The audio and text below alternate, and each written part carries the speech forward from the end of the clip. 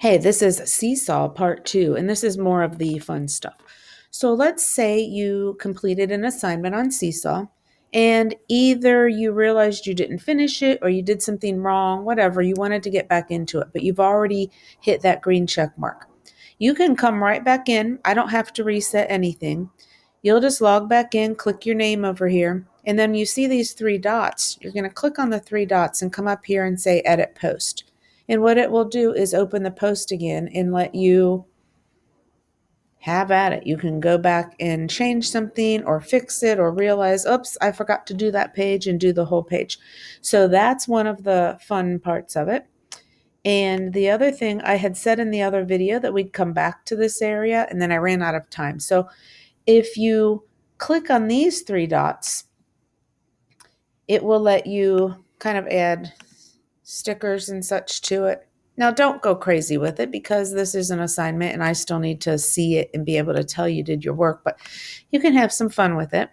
You can also go in here and change the background. I know for a math class, the grid paper or the dot paper is often very useful, so you can do either one of those.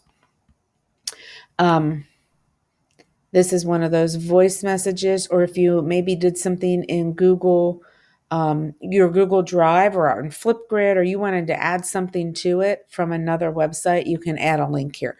So Seesaw really does let you do a whole lot.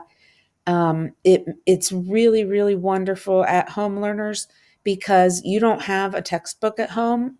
And sometimes if you're an at-home learner, you don't have your packet that we're using at home. In this way, there's no need to try to print something or try to do it on notebook paper and end up getting confused or make it sloppy. You can do it right here. This is the exact page we use in class.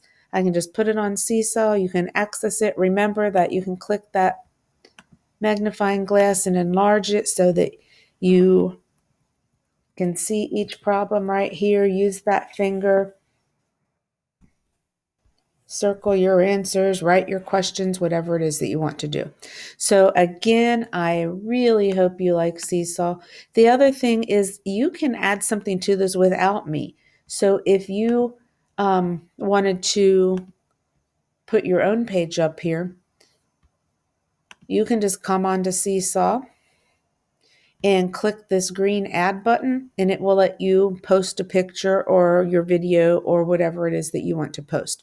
So it's a really useful tool. It's a great way for us to communicate, especially if you're not in class. And as always, let me know if you have any questions. Thank you.